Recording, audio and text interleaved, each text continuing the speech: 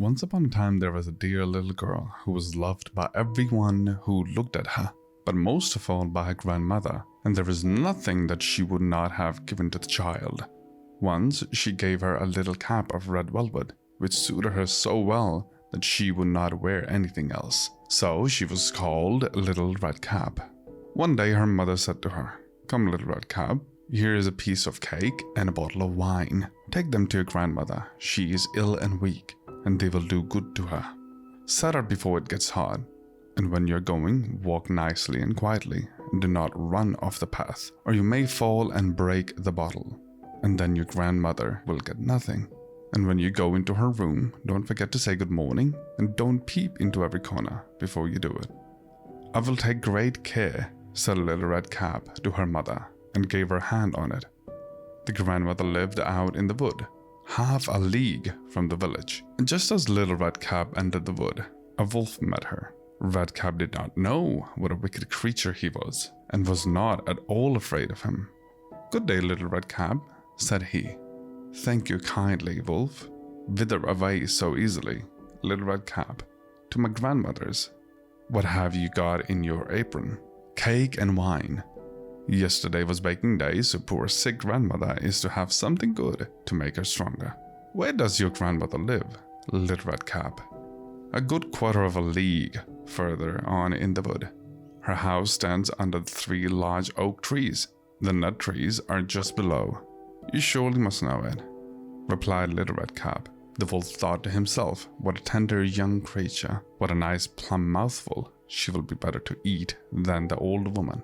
I must act craftily, so as to catch both."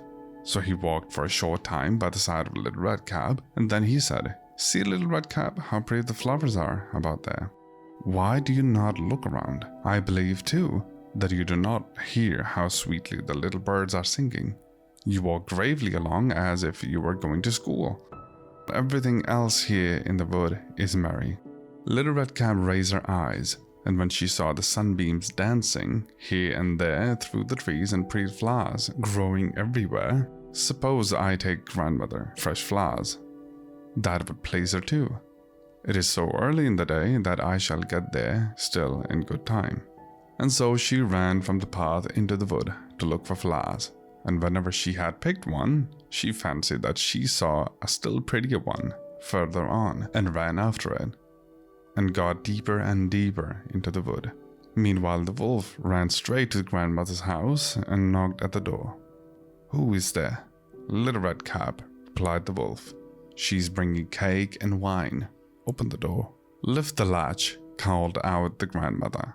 "I'm too weak and cannot get up." The wolf lifted the latch and door sprang open, and without saying a word he went straight to the grandmother's bed and devoured her. Then he put on her clothes, dressed himself in her cap, laid himself in bed, and drew the curtains. Little Red Cap, however, had been running about picking flowers, and when she had gathered so many that she could not carry no more, she remembered her grandmother and set out on the way to her. She was surprised to find the cottage door standing open, and when she went into the room, she had such a strange feeling that she said to herself, "Oh dear, how uneasy I feel today, and at other times I like being with grandmother so much." She called out, "Good morning," but received no answer.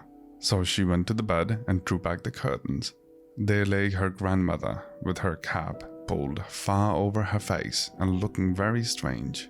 "Oh, grandmother," she said, "what big ears you have." "The better to hear you with, my child," was the reply. "But grandmother, what big eyes you have," she said, "the better to see you with, my dear." "But grandmother, what large hands you have, the better to hug you with." "Oh, but grandmother, what a terrible big mouth you have, the better to eat you with." And scarcely had the wolf said this, than with one bound he was out of the bed and swallowed up Red Cap. When the wolf had appeased his appetite, he lay down again in the bed, fell asleep, and began to snore very loud. The huntsman was just passing the house and thought to himself, "How the old woman is snoring. I must just see if she wants anything." So he went into the room, and when he came to the bed, he saw that the wolf was laying in it. "Do I find you here, you old sinner?" said he. I have long sought you." Then, just as he was going to fire at him, it occurred to him that the wolf might have devoured the grandmother and that she might still be alive. So he did not fire, but took a pair of scissors and began to cut open the stomach of the sleeping wolf. When he made 2 snips, he saw the little red cap shining. And when he made 2 more snips, and the little girl sprang out, crying, "Ah, how frightened I have been. How dark it was inside the wolf." And after that, the aged grandmother came out also alive, but scarcely able to breathe. Redcap, however, quickly fetched great stones with which they filled the wolf's belly, and when he awoke, he wanted to run away, but the stones were so heavy that he collapsed at once and fell dead. Then all 3 were delighted. The huntsman drew off the wolf's skin and went home with it. The grandmother ate the cake and drank the wine which Redcap had brought and received. But Redcap thought to herself, "I will never be by myself leave the path to run into the wood when my mother has forbidden me to do so." It is also related that once when Redcap was again taking cakes to the old grandmother, another wolf spoke to her and tried to entice her from the path. Redcap, however, was on her guard and went straight forward on her way, and told her grandmother that she had met the wolf and that he had said good morning to her, but with such a wicked look in his eyes that if they had not been on the public road, she was certain he would have eaten her up. "Well," said the grandmother, "we will shut the door that he may not come in." Soon afterwards, the wolf knocked and cried, "Open the door, grandmother. I'm Little Redcap, and I'm bringing you some cakes." But they did not speak or open the door. So the greybeard stole twice or thrice around the house, and at last jumped on the roof and intended to wait until Redcap went home in the evening, and then to steal after her and devour her in the darkness. But the grandmother saw what was in his thoughts. In front of the house was a great stone throw. So she said to the child, "Take the pail, Redcap.